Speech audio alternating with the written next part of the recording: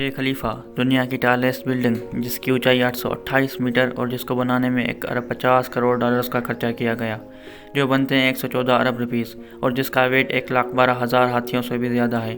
اور جانتے ہیں برج خلیفہ کی کنسٹرکشن بنانے میں انجینئرز، ورکرز اور آرکیٹیکچرز کو کن کن مشکلات کا سامنا کرنا پڑا، اور جانتے ہیں برج خلیفہ کے بارے میں شروع سے لے کر آخر تک۔ ویڈیو سٹارٹ کرنے سے پہلے ہماری ویڈیو کو لائک، چینل کو سبسکرائب اور بیل آئیکن دبانا نہ بھولیں تاکہ ہماری جو بھی ویڈیو اپلوڈ ہو پہلے نوٹیفیکیشن آپ تک پہنچے۔ برج خلیفہ کی کنسٹرکشن کو انجینئرنگ کی دنیا میں انجینئرنگ کا ہسٹوریکل کام بھی مانا جاتا ہے۔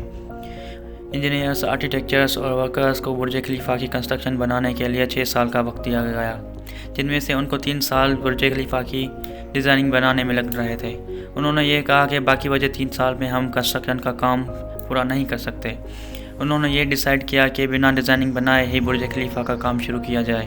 اس کے بعد فروری 2004 میں برج خلیفہ کی کھدائی کا کام شروع ہوا اور ساتھ ہی ڈیزائننگ کا کام بھی جاری کیا گیا۔ جب بھی کسی بڑی بلڈنگ کی بنیاد بنائی جاتی ہے تو اس کی بنیاد بڑے پتھروں میں بنائی جاتی ہے۔ جب باری آئی برج خلیفہ کی بنیاد کی تو اس کی بنیاد میں ریت کے ذرے یا چھوٹے پتھر تھے۔ تو وہاں ایک سوال پیدا ہوا کہ کیا دنیا کی سب سے بڑی بلڈنگ برج خلیفہ کا وزن یہ ریت کے ذرے یا چھوٹے پتھر اٹھا پائیں گے؟ تو اس مسئلے کو حل کرنے کے لیے انجینئرز، ورکرز اور آرکیٹیکچرز نے سائنس کے بیسک پرنسپل کو یوز کیا۔ انہوں نے برج خلیفہ کی بنیاد 192 اسٹیل پائلز پر رکھی جن کو 50 میٹر زمین کے اندر دھسیل دیا گیا۔ اس کے بعد ڈیزائننگ بنانے کے لیے کنسٹرکشن کمپنی ایمار نے USA شکاگو کی ٹاپسٹ آرکیٹیکچر فرم کمپنی کے ساتھ رابطہ کیا، جو ماضی میں بڑی بڑی بلڈنگز کی ڈیزائن بنا چکی تھی۔ ان کو ایک ایسا اسٹرکچر ڈیزائن کرنا تھا جو 160 منزلہ ہو اور جس کے فلورز نیچرل لائٹ سے روشن ہوں، اور وہ اسٹرکچر جو کنکریٹ اور آئرن کا لاکھوں ٹن وزن جھیل سکے۔ اس آرکیٹیکچر فرم کمپنی نے دن رات محنت کر کے اس اسٹرکچر کو بنا ہی لیا، اور وہ اسٹرکچر تھا بٹریس اسٹرکچر، جو دنیا میں پہلی بار برج خلیفہ میں متعارف کرا دیا گیا۔ اس کے بعد جب باری آئی اوپر والے فلورز بنانے کے، جو کنکریٹ وہاں پہنچایا جاتا تھا وہ پہنچنے تک ہی سوکھ جاتا۔ اس مسئلے کو حل کرنے کے لیے کنسٹرکشن کمپنی نے دنیا کے سب سے بڑے اور پاورفل پائپس کو ڈھونڈا جن کو دبئی لایا گیا اور ان کی مدد سے کنکریٹ کو اوپر پہنچایا گیا۔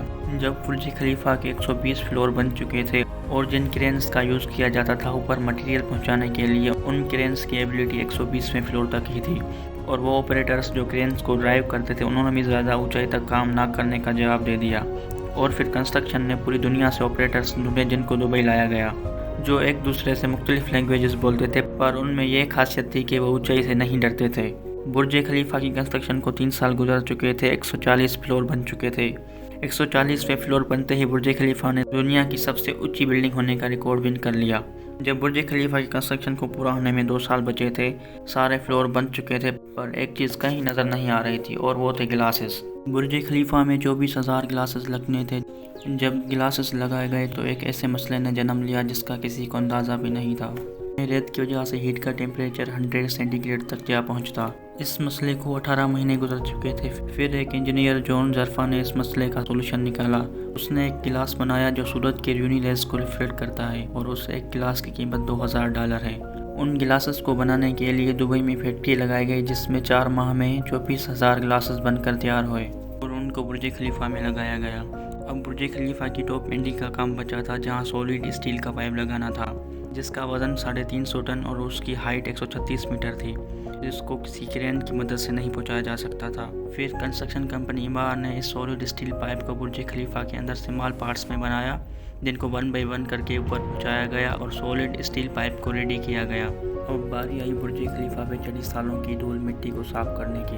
اس پہ چڑھی سالوں کی دھول مٹی کو صاف کرنے کے لیے ورکرز کی مدد لی گئی جن کو رسیوں سے لٹکا کر برج خلیفہ کی صفائی کی گئی، اور آج تک برج خلیفہ کی صفائی کا کام ورکرز کی مدد سے ہی کیا جاتا ہے۔ اگر ہماری ویڈیو آپ کو پسند آئی ہو تو ہماری ویڈیو کو لائک اور چینل کو سبسکرائب کرنا نہ بھولیں، اور اگر آپ ایسی انفارمیٹیو ویڈیو سننا چاہتے ہیں تو ہمارے چینل کو سبسکرائب اور بیل آئیکن دبانا نہ بھولیں تاکہ ہماری جو بھی ویڈیو اپلوڈ ہو پہلے نوٹیفیکیشن آپ تک پہنچے۔